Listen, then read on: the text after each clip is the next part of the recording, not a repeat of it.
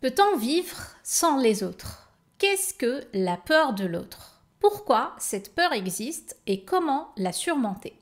C'est entre autres à ces questions que je vais répondre dans l'épisode du jour. Bonjour et bienvenue dans Désaligné, le podcast qui t'invite à plonger dans des récits doux et intenses à la fois. Je suis Rim, entrepreneur enthousiaste et je suis ta guide dans cette aventure. Il suffit parfois d'écouter une histoire pour que quelque chose en nous se mette à briller. C'est ce que je souhaite à travers chaque épisode de ce podcast. En 2018, la maladie est entrée dans ma vie, m'entraînant dans une introspection profonde pour essayer de comprendre et de m'en sortir. J'ai mis 5 ans pour me libérer de mes freins, guérir de mes douleurs physiques et mentales et reprendre enfin ma place. Désaligné, c'est l'exploration de sujets liés à la santé holistique à travers les expérimentations, les défis et les thérapies qui ont jalonné mon parcours. Mon but, montrer comment transformer ces expériences en une source de force incroyable. Si tu veux sourire, peut-être verser une larme ou deux et surtout réfléchir, tu es au bon endroit. Hello à tous! Très content de vous retrouver pour cet épisode numéro 3 dédié à une peur qui m'a accompagnée pendant plusieurs années et qui vous parle peut-être la peur de l'autre. Comme on va le voir, la peur de l'autre peut prendre plusieurs formes, mais d'une manière générale, elle est associée à une forme de phobie ou d'anxiété sociale qui nous coupe complètement de ceux qui nous entourent. Partager cet épisode avec vous me tient vraiment à cœur, car cette peur était vraiment au cœur de mon désalignement et j'ai pu m'en libérer complètement puisqu'aujourd'hui, je ne peux plus me passer de l'autre, de l'humain en général. Il est au centre de tout ce que j'entreprends, de ce que je transmets dans mon métier et il était important pour moi de vous raconter d'où est-ce que je suis partie pour arriver là où j'en suis aujourd'hui. Il faut savoir que quand j'étais petite, je vivais complètement de l'autre. L'autre dont je parle dans cette première partie, c'est l'autre qui est différent de moi. Ça faisait quelque part partie de mon éducation parce que je n'ai pas appris très tôt à me rapprocher de ceux qui étaient différents de moi en termes de classe sociale, d'origine ou encore d'éducation. Comme je l'ai déjà dit dans un précédent épisode, j'ai vécu dans un cadre plutôt aisé à Tunis et j'ai fréquenté qu'une seule catégorie de personnes jusqu'à mes 23, 24, 25 ans. C'est-à-dire des citadins qui ont fait un long parcours d'études, qui sont cadres ou dans des professions intellectuelles supérieures. Cette coupure de l'autre qui était différent de moi, était aussi due à mon genre, le genre féminin, parce qu'en Tunisie, une fille, ça reste majoritairement avec les autres filles. Ça a des activités de filles et ça ne se mélange pas trop avec les garçons. Ça réduit donc, d'une manière assez drastique, mon spectre d'ouverture à l'autre. J'ai donc longtemps évolué dans une bulle assez solitaire et tout ce qui était autre, donc différent de moi à plusieurs niveaux, était considéré comme étranger pour moi. Et je pense que ça a été le déclencheur d'une vraie peur de l'autre en général. Il est différent de moi, il est étranger pour moi, je dois donc être sur mes gardes et en avoir peur. Durant mes séances de thérapie, cette peur de l'autre n'était pas bien perceptible au début, mais j'ai pu la déceler en repérant des comportements négatifs qui me pourrissaient la vie et qui se répétaient à chaque fois qu'un événement arrive dans ma vie et qu'il implique la présence d'une ou de plusieurs personnes. Je me rappelle qu'une fois, j'ai dit à ma thérapeute que la vie était tellement simple quand on était seul chez soi, sans la présence de personnes, que c'était ma définition de la sécurité, du bonheur, de la vie paisible, avant de me rendre compte, 5 secondes plus tard, que cette vie était purement utopique, que je ne pouvais pas vivre sans l'autre. On associe d'ailleurs cette peur de l'autre à une forme d'anxiété sociale qui nous tétanise complètement dans nos rapports aux autres, et j'ai découvert qu'il existe 2 peurs sous-jacentes qui m'en parlaient particulièrement. Il y a d'une part la scopophobie, qui est la peur d'attirer l'attention sur soi en public, et d'une autre part la blémophobie, qui est la peur du regard d'autrui, porté notamment sur le corps.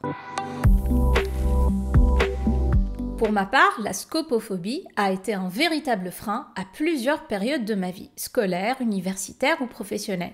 Même si je n'ai pas eu un vrai traumatisme comme un échec de prise de parole en public ou d'un moment où j'ai foiré un oral, vivre l'avant ou l'après exposition devant l'autre a toujours été très douloureux pour moi. Je rougis dès que je prends la parole, mes mains deviennent moites et ma voix change d'un coup avec le sens de lui qui disparaît d'un coup. Parfois, rien ne se voit en public, je suis la seule qui se crée ce délire et qui se met dans cette bulle très douloureuse, ce qui rendait ces moments plus pénibles à vivre. Dans un groupe en général, j'avais du mal à trouver ma place et je ne m'imposais jamais. Je préférais toujours m'effacer, ne pas faire de bruit pour ne pas me confronter à l'autre. Être la première à prendre la parole était inenvisageable. Et imaginer tous les regards posés sur moi, ça me terrifiait tellement. Que ce soit l'une ou l'autre, les deux peurs ne m'ont jamais aidé à nouer des liens avec des gens, à avoir des amis à les garder et avoir des petits copains aussi. Mais bizarrement, pendant des années, cette vie solitaire loin de l'autre me convenait, car je me sentais en sécurité toute seule. Personne ne pouvait m'approcher ou me regarder et donc je ne risquais rien. Ça, c'était l'histoire que je me racontais et avec toutes les croyances qui me rassuraient dans cette solitude du genre vivant heureux, vivant caché. Peut-on vivre sans les autres ? Avant, j'étais convaincue que oui, car je pensais qu'avoir beaucoup de passion ou consacrer son quotidien aux études ou à une carrière pouvait combler le besoin d'évoluer dans un groupe ou même d'être en couple. Jusqu'à la trentaine, je ne sortais quasiment pas de chez moi et j'adorais cette vie de solitaire, casanière / sauvage. Et quand il s'agissait de répondre à des invitations pour sortir avec d'autres personnes, j'acceptais une fois sur 10 et j'y allais à chaque fois à reculons.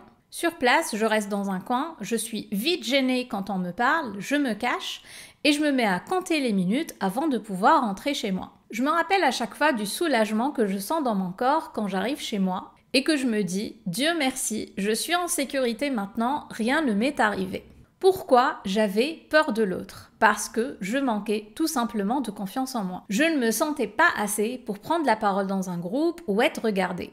Je me trouvais insignifiante, inintéressante, pas jolie et je craignais par-dessus tout le jugement de l'autre sur mes paroles, mes opinions, ma vie, mon physique, etc.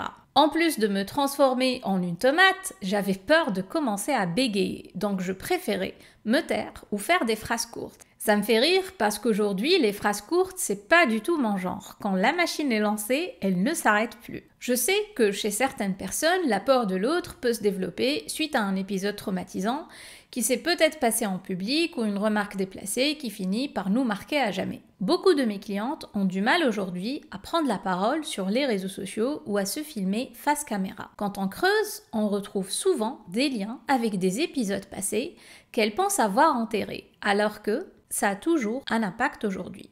On pense que mettre le couvercle dessus peut nous aider à passer outre alors qu'il suffit parfois de revisualiser le moment, les ressentis, même si ça fait mal, et de changer de perspective avec un regard plus bienveillant envers soi pour se libérer de ce traumatisme. Passons maintenant à la blémophobie, qui est donc la peur incontrôlable du regard des autres, particulièrement lorsque celui-ci est porté sur notre corps, qu'on soit nu ou habillé. Je pense que cette peur s'est développée chez moi à l'adolescence quand mon corps a changé brutalement avec une prise de poids rapide suite à des troubles hormonaux. J'ai vécu ça comme un véritable choc. J'avais du mal à me regarder moi-même dans un miroir et donc je ne voulais pas que les autres me regardent non plus. Je ne compte d'ailleurs pas le nombre d'étés où je ne suis pas allée à la mer de peur qu'on me voie en maillot de bain. Entre mes 10 et 20 ans, mes tenues vestimentaires étaient choisies pour cacher au maximum mon corps et il n'était jamais question de porter des couleurs ou des motifs parce que ça allait attirer l'attention sur moi. Je voulais me noyer dans la masse avec des tenues discrètes qui faisaient que je pouvais passer inaperçue. Je pense toujours avec nostalgie à cette époque car je n'ai quasiment pas de photos de moi pour voir à quoi je ressemblais et ce détail me chagrine un peu car ce travail introspectif m'a demandé de plonger énormément dans mon passé pour essayer de comprendre certaines périodes de ma vie, surtout l'adolescence, et je voulais retrouver ces photos de moi, m'adresser à cette jeune fille que j'étais avec bienveillance et douceur. À cette époque, je n'étais ni bienveillante ni douce avec moi-même, ni avec mon corps, et j'ai eu comme une envie de réparer ça aujourd'hui, même 20 ans plus tard, et j'ai pu le faire même sans photo, merci la visualisation. Si cette peur de l'autre ou cette anxiété sociale vous parle, pour la comprendre, il faudrait peut-être vous questionner sur les origines et elles peuvent être lointaines.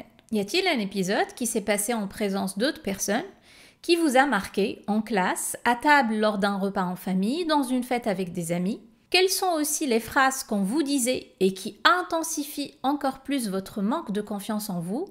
et ou en votre corps et qui vous donne envie de vous cacher des autres. Comme je vous disais un peu plus tôt, chez moi, il n'y a pas vraiment d'événements traumatisants, mais des phrases qui m'ont impactée depuis toute petite, oui. Déjà le fait qu'on me demande de me taire assez souvent, de ne pas exprimer mes émotions, me faisait penser inconsciemment que je n'avais rien d'intéressant à dire, que j'étais insignifiante et donc c'était pas la peine de parler et de faire des vagues quand je suis en groupe. Je me rappelle aussi de pas mal de fois où on allait chez la famille quand j'étais petite, ma mère nous disait avec mon frère de nous faire petits, de ne pas raconter certaines choses, de ne pas poser de questions. On se faisait tout lisse, tout discret jusqu'à complètement nous couper des autres. Pour la blémophobie, l'impact sur moi a été encore plus douloureux car ma métamorphose corporelle était surtout un choc pour ma mère qui vivait très mal le fait que je prenais du poids. Même si je pouvais à cet âge-là vivre une adolescence normale comme toute jeune fille avec un léger surpoids, l'obsession de ma mère pour mes kilos en trop a fini par créer un complexe très très fort chez moi et à développer cette peur quand on regarde mon corps. Cette partie de rapport au corps, qui est aussi liée au rapport à la nourriture, va être développée dans un épisode à part entière, car il y a tellement de choses à dire dessus.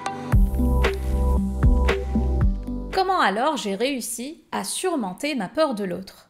Je pense avant tout que j'avais une idée erronée de la cause de cette rupture avec l'autre. Car pendant longtemps, je vivais avec la certitude qu'on ne peut pas vivre ensemble si on est différent.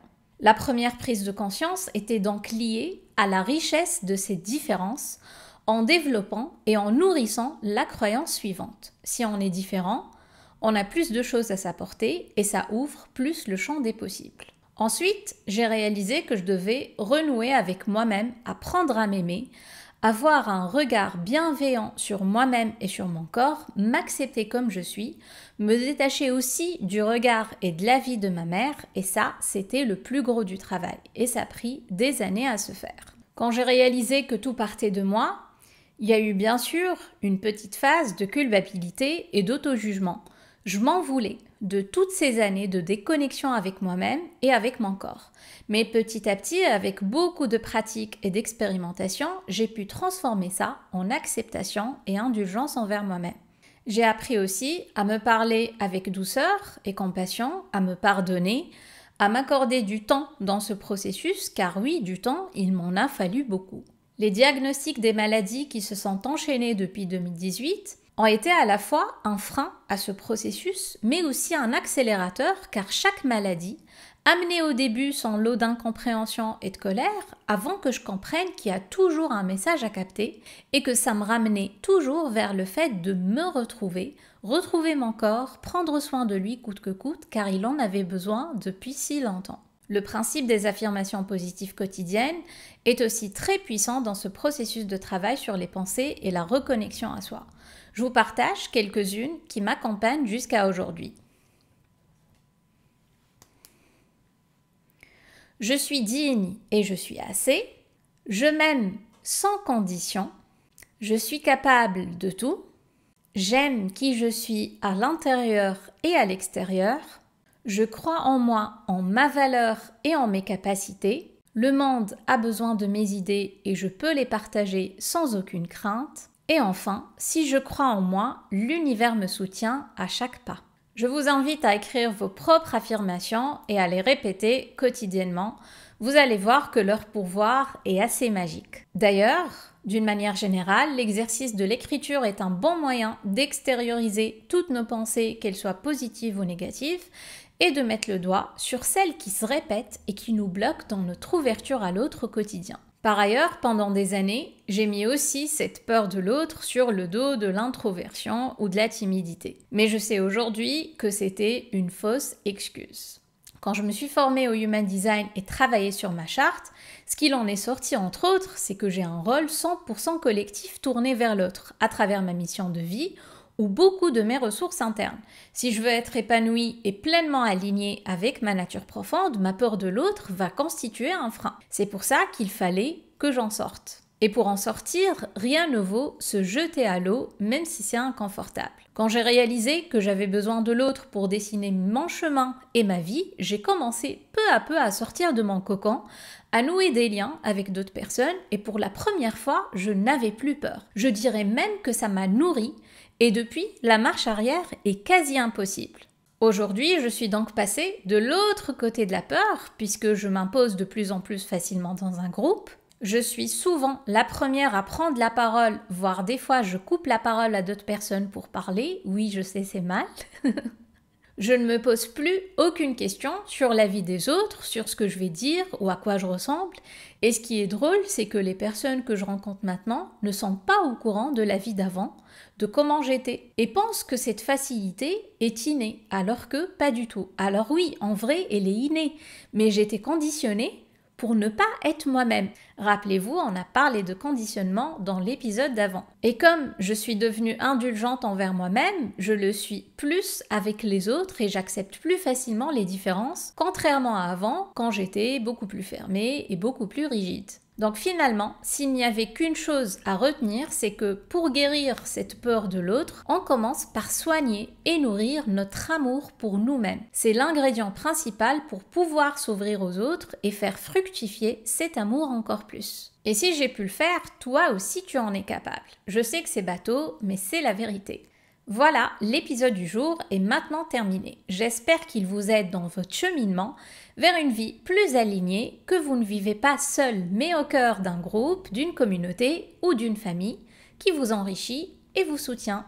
Je vous retrouve très prochainement pour un épisode qui promet d'être très émouvant. Tenez-vous prêts et à très bientôt!